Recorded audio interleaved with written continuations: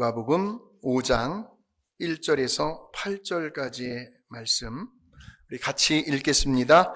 무리가 몰려와서 하나님의 말씀을 들을새 예수는 게네사렛 호숫가에 서서 호숫가에 배 두 척이 있는 것을 보시니 어부들은 배에서 나와서 그물을 씻는지라. 예수께서 한 배에 오르시니 그 배는 시몬의 배라. 육지에서 조금 떼기를 청하시고 앉으사 배에서 무리를 가르치시더니 말씀을 마치시고 시몬에게 이르시되 깊은 데로 가서 그물을 내려 고기를 잡으라. 시몬이 대답하여 이르되 선생님, 우리들이 밤이 새도록 수고하였으되 잡은 것이 없지만은 말씀에 의지하여 내가 그물을 내리리이다 하고 그렇게 하니 고기를 잡은 것이 심히 많아 그물이 찢어지는지라. 이에 다른 배에 있는 동무들에게 손짓하여 와서 도와달라 하니 그들이 와서 두 배의 채움에 잠기게 되었더라. 시몬 베드로가 이를 보고 예수의 무릎 아래에 엎드려 이르되 주여 나를 떠나소서 나는 죄인이로소이다 하니 아멘. 제가 할게요. 오늘 말씀의 제목 우리 같이 한번 해보겠습니다. 시작. 말씀에 의지하여 라는 제목으로 하나님 말씀 나누려고 합니다. 너무나도 잘 알고 계시는 본문의 말씀이에요. 주일학교 어린아이들에게도 우리가 아주 재미나게 우리가 또 설명하면서 베드로가 고기 잡는 이야기 너무나 친숙하신 말씀입니다만 그러면서도 동시에 잘 이해가 되지 않는 좀처럼 순종하기 매우 어려운 그런 본문의 말씀이기도 하죠. 자, 지금 이 본문의 말씀 속에 등장하는 이 시몬 베드로는 원래 그의 직업이 어부였어요. 근데 그런 베드로가 우리 예수님의 말씀에 순종을 한 것밖에 없거든요. 그러니까 예수님께서 베드로야 이렇게 했으면 좋겠다 하라는 대로 한 것뿐인데 그랬더니 그 결과를 보니까 그만 그물이 찢어질 정도로요. 그것도 배 한 대로도 모자라서 옆에 있는 동료들의 배까지 빌려가면서 그 배 두 대에 어마어마한 양의 고기를 꽉 채웠다는 그런 이야기입니다. 근데 그리고 나서는요, 이 베드로가 갑자기 우리 예수님의 무릎 앞에 아주 납작 엎드려가지고요, 도저히 저 상황과는 맞지 않는 주여 나를 떠나소서 나는 죄인이로소이다. 뜬구름 없이 그런 이야기를 하는 거예요. 자, 그렇다면 그 잠깐 사이에 그 베드로의 심경 속에는 어떤 변화가 있었던 걸까요? 그걸 오늘 우리들이 아셔야 돼요. 당시에 이 어부라는 직업은요, 직업에 빈부귀천이 없다고는 하지만 정말 무척이나 힘이 들고 고된 잡이었습니다. 왜냐하면 그 직업의 특성상 해가 져야 일을 해야 되기 때문에. 그래서 보통은 밤 10시부터 새벽 4시까지 이렇게 고기를 잡는 경우가 많았어요. 그러니 이렇게 이제 낮과 밤이 이제 뒤바뀌는 생활을 하다 보니까요, 그 몸의 생체 리듬이라든지 어떤 그 몸의 바이오 리듬들이 불규칙적인 거예요. 정상적이지가 못하고 깨질 수밖에 없게 된 거죠. 다시 말하면 같은 시간을 자더라도요, 여러분 밤에 자는 것하고 낮에 자는 것하고는 같은 시간이어도 피로도가 풀리는 게 다릅니다. 그러니 잠을 제때 충분히 자지 못하기 때문에 자연히 면역력도 떨어지게 될 것이고요. 면역력이 떨어지면 유행하는 감기에 잘 걸리거든요. 근데 면역력이 강하면 감기에 좀처럼 잘 걸리질 않아요. 우리 교회 성도님들 감기 걸리신 분들 많은데 빨리 회복되시기를 주의 이름으로 축복합니다. 그냥. 면역력이 일단은 강해져야 되거든요. 몸의 회복력도 더 좋아진다는 말씀이에요. 또 그 당시에는요, 요즘처럼 좋은 배들이 있었을까요? 엔진이 달린 동력선이 어디 있었겠습니까? 그저 어부들은 저 호수의 중앙까지, 저 깊은 데까지 나아가기 위해서는 열심히 영차 힘을 들여서 노를 저어서 가야만 했습니다. 그러니 육체적인 노동도 이만저만이 아니었을 거예요. 게다가 여러분 성지순례 가신 분들은 아시겠지만 이 갈릴리 호수, 갈릴리 바다라고도 하는데 아마 바다라는 표현을 쓸 정도면 굉장히 어마어마하게 큰 호수라는 겁니다. 남북 길이가 15마일 정도 되고요, 동서의 길이가 8마일 정도 되는 그런 사이즈의 호수이죠. 그러니 아무리 못해도 호수의 중앙까지 깊은 데까지 노를 저어서 가려고 하면 최소한 4마일 정도는 노를 저어야 했다는 겁니다. 또한 고기가 많이 잡히는 때는 언제이냐면 우기 때 많이 잡힙니다. 근데 그 당시에 무슨 우비가 있습니까? 우산이 있습니까? 그냥 그저 하늘에서 비가 내리면 내리는 대로 홀딱 맞아가면서 그렇게 밤새 고기를 잡을 수밖에 없었던 아주 열악한 그런 상황 속에 있었다는 겁니다. 지금 이 어부들이요. 뿐만 아니라 지금 이 물속에 내린 이 세마포로 이루어진 그물이 얼마나 질긴지요. 그래서 행여라도 이 그물이 엉키기라도 하면은 도저히 쉽게 풀어낼 수가 없습니다. 그러니 어때요? 물속에 있는 그 그물을 물속에 들어가서 그물이 엉켰는지도 또 자세히 꼼꼼하게 또 살펴야 합니다. 게다가 또 날씨는 어떻습니까, 여러분? 광야의 날씨 아닙니까? 사막의 기후 아닙니까? 얼마나 일교차가 또 큽니까? 그래서 그렇게 밤새도록 몸을 벌벌 떨어가면서 고기를 잡아야 했기 때문에요. 무슨 요즘처럼 낚시 좋아하시는 성도님들 계실지 모르겠습니다만 무슨 밤낚시의 어떤 여유와 낭만? 없어요. 왜? 이들은 먹고 사는 아주 중요한 생계의 문제이기 때문에요. 예. 너무나 고되고 열악한 육체적인 노동이었다는 겁니다. 자, 그래서 지금 제가 지금까지 말씀드린 그런 상황들을 다 거치고 난 다음에 지금 누가복음 5장 2절 같이 한번 읽어보겠습니다. 시작.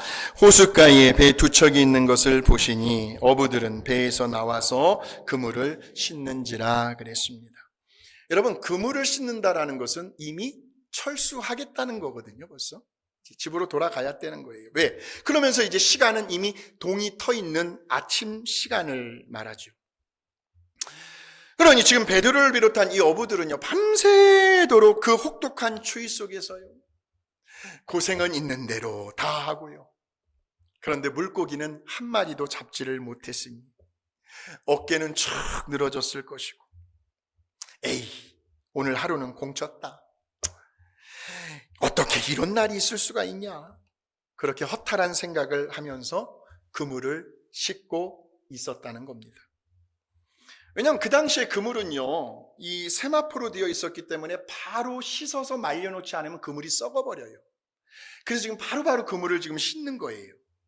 자, 그런데 오늘 본문의 말씀 1절을 보니까 같이 한번 읽어보실까요? 시작.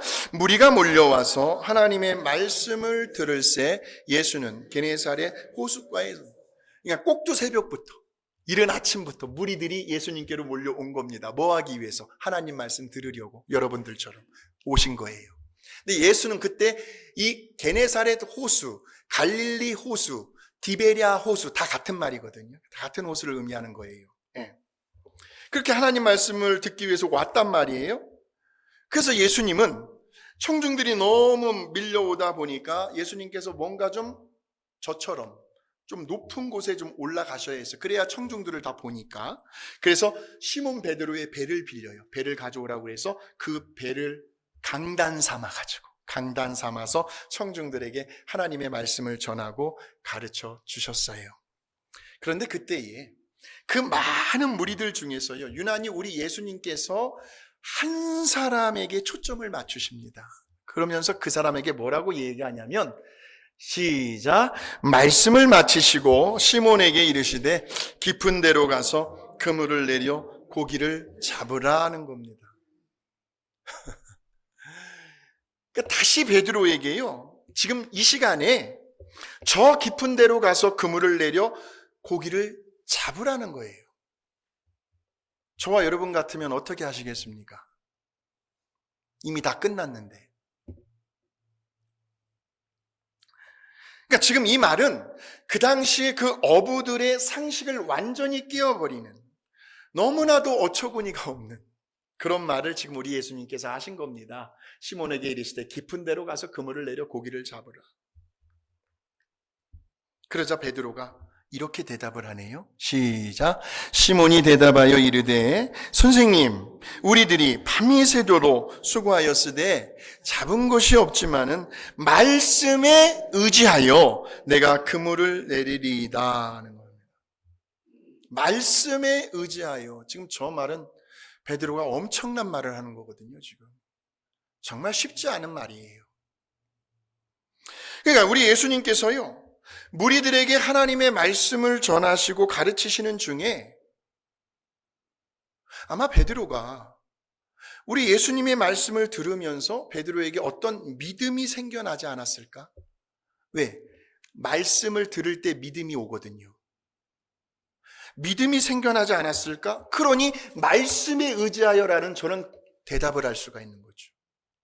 그 하나님 예수님께서 배에 올라서 말씀을 전하시고 가르치시는 그 중에.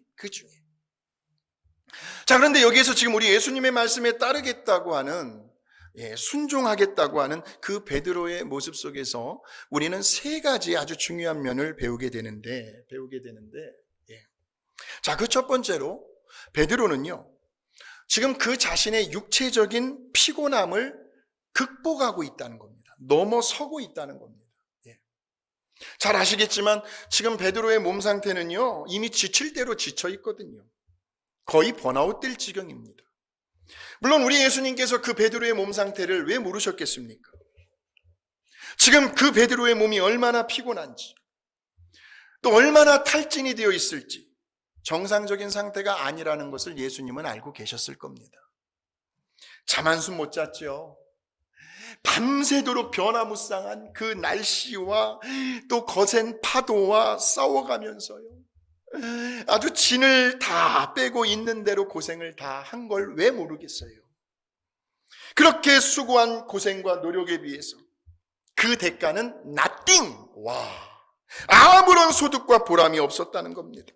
여러분, 그로 인하여 밀려오는 그 정신적인 스트레스는 어떻게 할 거예요? 그 정신적인 압박감, 허탈함, 자괴감까지도 얼마나 심했을지.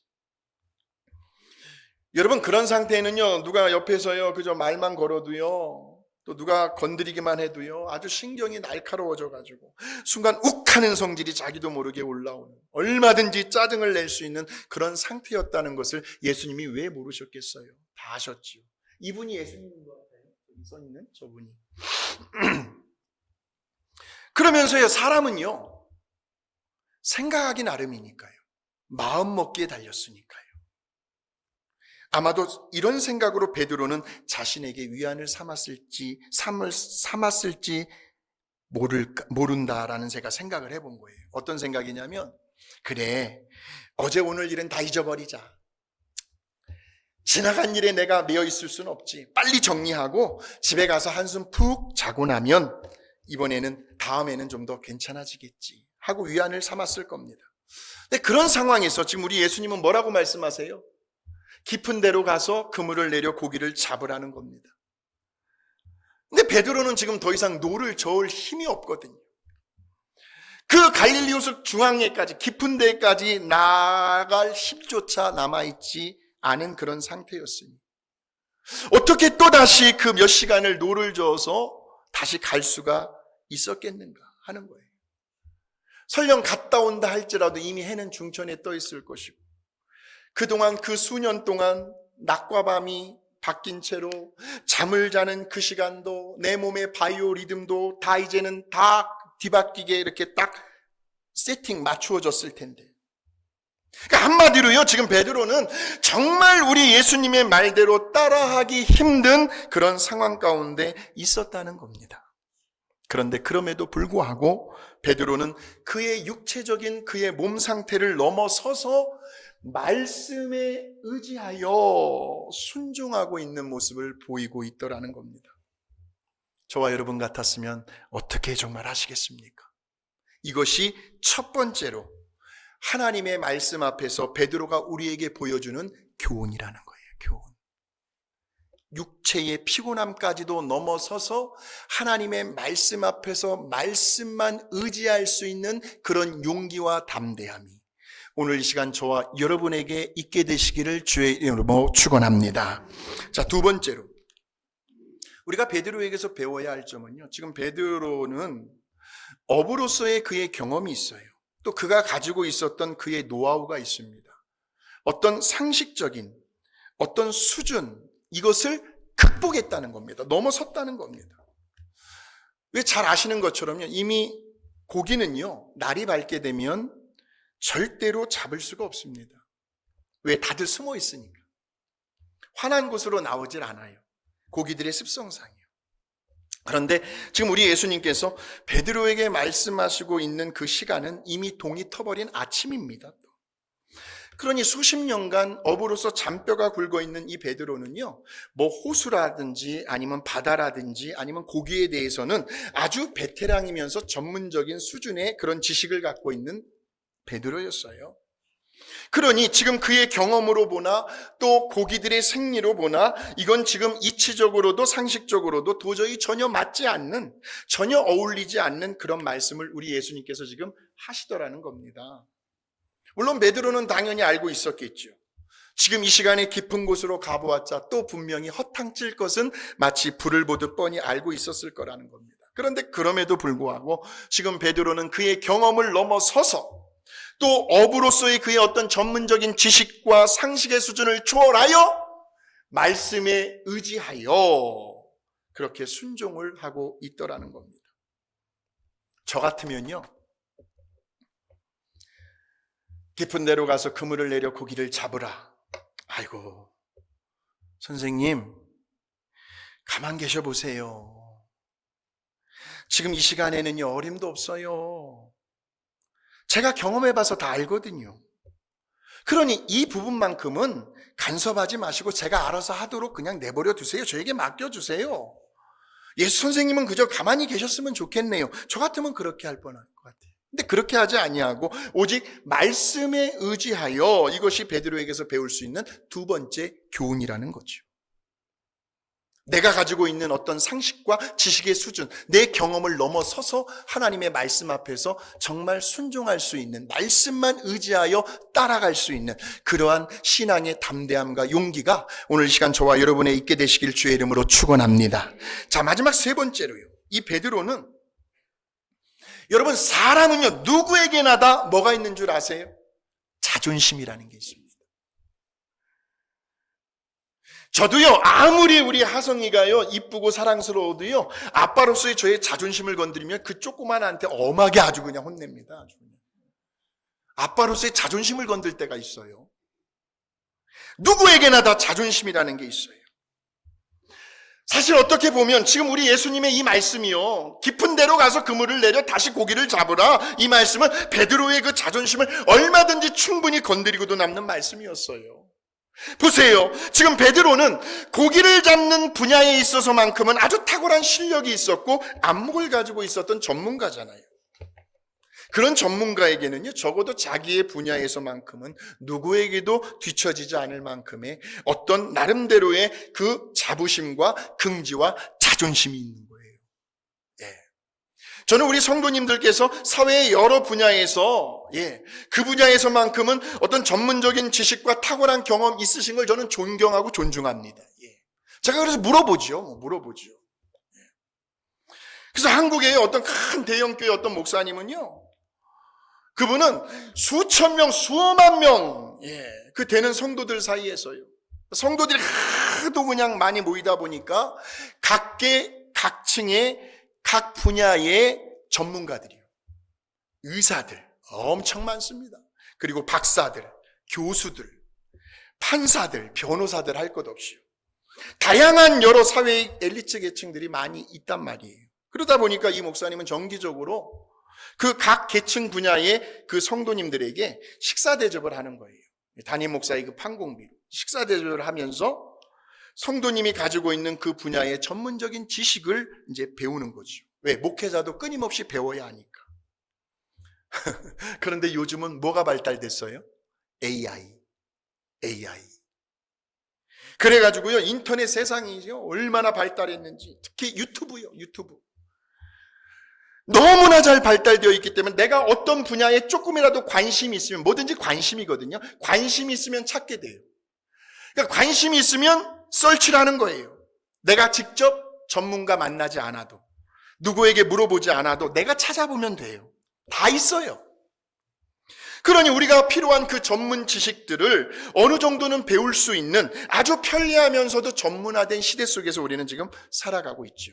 저는 목회자로서 저의 전문 분야는 성경이고 신학입니다. 그런데 저도 지금 계속해서 배워가는 입장이에요. 계속 책을 보고 연구하고. 그러니까 사람은 누구에게나 자기만의 어떤 전문 분야에 대한 자존심이라는 게 있다는 거예요. 자존심. 건축하시는 분은 건축에 대한 자존심. 근데 지금 우리 예수님께서 베드로의 그 자존심을 본의 아니게 건드리신 거예요. 그런데 그럼에도 불구하고 베드로는 그의 자존심을 넘어섭니다. 그러면서 오직 말씀에 의지하여 그렇게 순종을 하고 있더라는 겁니다.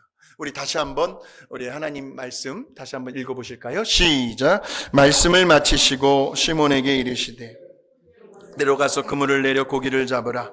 시몬이 대답하여 이르되 선생님 우리들이 밤이 새도록 잡은 것이 없지만은 말씀에 의지하여 내가 그물을 내리리이다 그랬습니다.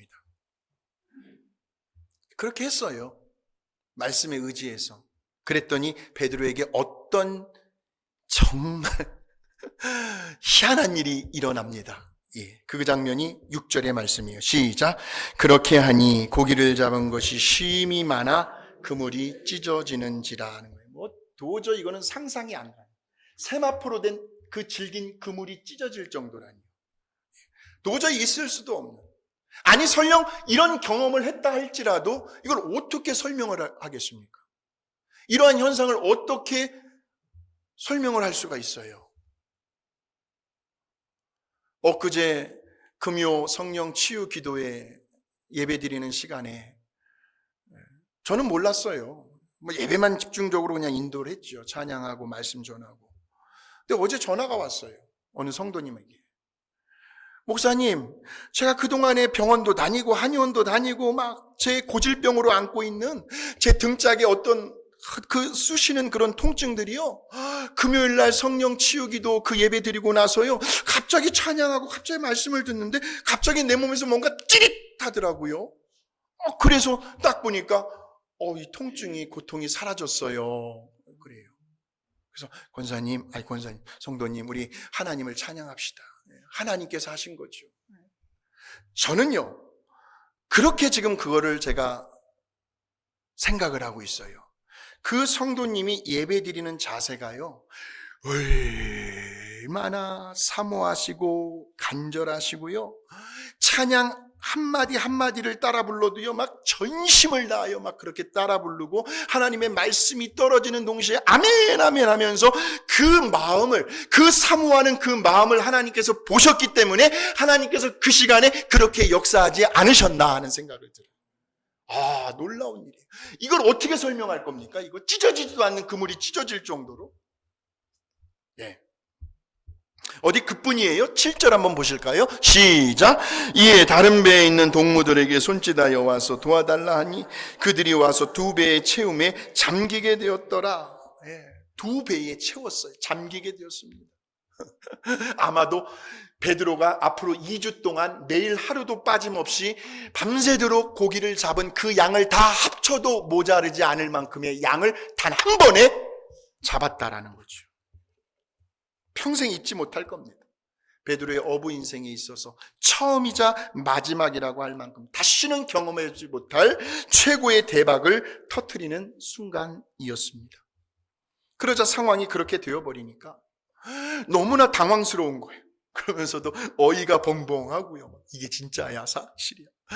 그러면서 어떻게 그 기쁨을 말로 다 표현할 수 없을 정도로 그런 모습을 보여도 시원찮을 판에, 아니 갑자기 베드로가요, 이 상황이 전혀 어울리지 않는 이상한 행동을 보이더라는 겁니다. 시작. 시몬 베드로가 이를 보고 예수의 무릎 아래 엎드려 이르되 주여 나를 떠나소서 나는 죄인이로소이다. 지금 베드로가요, 우리 예수님을 바라보는 그 관점이 완전히 달라졌어요. 지금. 그 짧은 그 순간이에요. 뭔가 우리 예수님을 대하는 베드로의 어떤 자세, 태도, 그러면서 예수님을 바라보는 어떤 그의 관점과 인식이 완전히 뭔가 달라졌다는 거예요. 다시 말하면 지금 베드로의 심경 가운데 뭔가 아주 강력한 변화가 일어나고 있었다라는 거예요. 그러지 않고서는 어떻게 이런 행동을 할 수가 있습니까? 보세요. 처음에 베드로는요, 우리 예수님을 그냥 그저 그 당시에 하나님의 말씀을 전하고 가르치는 어떤 서기관, 어떤 율법교사, 어떤 랍비, 교사 정도로 생각을 했단 말이에요. 그래서 5절에 보니까 아까 선생님 그랬잖아요. 시몬 베드로가 선생님이라는 표현을 썼어요. 근데 8절에 와서는 지금 보니까 갑자기 주여! 주여! 네, 주여로 바뀌는 거예요. 와. 그러니까 저 예수님, 내 앞에 서 계신 저분은 누구신가 하는 관점에서 지금 베드로는 우리 예수님을 그저 인간의 어떤 수준과 차원을 넘어서는, 저분은 사람이 아니다, 어떤 신의 경지에까지 도달한 하나님으로 인식을 하게 되었다는 말이죠. 왜냐하면요, 그 당시에는 동서고금을 막론하고 이 어부들에게 있어서는 이 바다라는 존재가요, 바다를 주관하고 있는 어떤 신과 아주 밀접한 관련이 있다 하는 그런 인식들을 가지고 살아갔습니다. 그러니까 각 나라와 문화마다 그들만의 어떤 고유한 바다의 신이 있었어요. 예를 들면 저 그리스 헬라 제국 같은 경우에는 바다의 신을 가리켜서 그들이 포세이돈이라고 불렀습니다. 포세이돈. 영화도 나왔어요. 그리고 저 거대한 로마 제국 같은 경우에는 그 바다의 신을 넵튠이라고 불렀습니다. 넵튠이라고 불렀어요. 우리나라에서도 저 옛날 동화 속에나 나올 법한 저 동해바다의 용왕신, 바다의 신, 용왕신. 그러니까 지금 우리 예수님 당시에도 이 당시에 이스라엘 백성들 사이에서는 바다의 신이라고 불리는 얌이라는 신이 있었습니다. 얌. 예. 그래서 예수님께서 그 갈릴리 바다를 칠흑 같은 어둠 속에서 바다 위를 걸어오실 때에 제자들이 순간 두려움에 휩싸여가지고 유령이 아닌가라고 하잖아요. 유령이 아닌가. 예. 바다의 신. 예. 그래서 어부들은 멀리 출항을 할 때마다 그 바다의 신에게 제사를 드리고 나죠. 그 신의 마음을 달래주는 거예요. 잘 봐달라는 거지. 안전하게 무사히 큰 많은 수확을 거두고 돌아올 수 있도록 지켜달라는 겁니다. 만일 자칫 잘못하다가 이 바다의 신이 노하기라도 한다면 그 거센 풍랑을 일으켜가지고 순식간에 그냥 배를 전복시킬 수도 있고요, 어부들의 목숨까지도 얼마든지 빼앗아 갈 수 있다고 하는 그런 미신 같은 믿음이 있었단 말이에요. 그래서 이런 배경을 가지고 오늘 본문의 말씀을 본다면 어떻게 그 넓은 갈릴리 바다 같은 호수에서 밤새도록 그물을 내렸는데 고기 한 마리 안 잡힐 수가 있습니까? 그럴 때 우리가 흔히 쓰는 말이 뭐예요? 귀신이 고칼 노릇이다. 귀신이 고칼 노릇이다. 한 번도 그런 적이 없었으니까요. 그러니까 지금 우리 예수님의 말씀대로 행한 지금 이 결과 앞에서요, 예수님을 대하는 이 베드로의 변화는 그래? 아니, 지금 벌어진 이러한 엄청난 일들은 바다의 신만이 할 수 있는, 만일 그러하다면 혹시 내 앞에 서 있는 이분이 신이 아닐까? 그러니까 지금 베드로는 고기를 만드시고 고기를 마음대로 조종하실 수 있는, 주관하실 수 있는 그러한 창조주 하나님 앞에 서 있는 자기 자신의 존재를 깨닫게 되고 그 하나님 앞에서 경외감을 가질 수밖에 없었던 그런 차원에서 저렇게 무릎을 꿇고 주여 나를 떠나소서 나는 죄인이로소이다라고 고백을 하고 있지는 않은지. 하나님 앞에서는 우리 모두는 죄인이니까. 사랑하는 성도 여러분, 이제 말씀을 정리하겠습니다. 예수님의 말씀 앞에서요, 베드로야, 깊은 곳으로 가서 다시 그물을 내려 고기를 잡아보렴. 그 예수님의 말씀 앞에 순종하는 그 베드로의 모습을 통해서 우리는 세 가지의 면을 배웠습니다. 배웠으면 배운 대로 우리가 또 실천하면 베드로가 경험했던 이러한 기적까지도 우리의 삶 가운데 경험할 수 있지 않을까요? 포인트는 순종이죠. 순종입니다. 육신의 피곤함을 극복하는, 어부로서의 경험과 상식의 수준을 넘어서는, 그리고 마지막으로 내가 어부로서의 어떤 베테랑이면서 전문가로서의 그 자존심까지도 내려놓고 넘어서는. 그래서 뭐라고 이야기를 해요? 말씀에 의지하여, 말씀에 의지하여, 말씀에 의지하여. 저는요, 이 말씀 속에서요, 우리 예수님께서 지금 현재 베드로의 그 몸의 컨디션이라든지 상태, 또 베드로가 가지고 있는 그 전문적인 지식과 경험, 또 자기만의 어떤 자존심, 프라이드 이런 것을 예수님이 알았다라고 생각을 합니다. 왜 몰랐겠습니까? 베드로 자신보다도 이미 더 잘 알고 계셨을 거예요. 그런데 그럼에도 불구하고 우리 예수님은 그분의 말씀 앞에 순종하겠다고 하는 베드로의 그 자세예요. 예수님, 밤이 새도록 우리가 수고하였지만 아무것도 잡지 못했습니다만 말씀에 의지하여 한번 그렇게 해보겠습니다 하는 그 자세, 그 마음, 그 중심을 예수님께서 보시지 않았겠는가? 그러시면서 그 순종한 대가를 아주 톡톡히 치르도록 엄청난 양의 물고기를 잡게 해주신 거죠. 오늘 누가복음 5장 속에 나오는 베드로, 오늘 저와 여러분이 되셨으면 좋겠네요.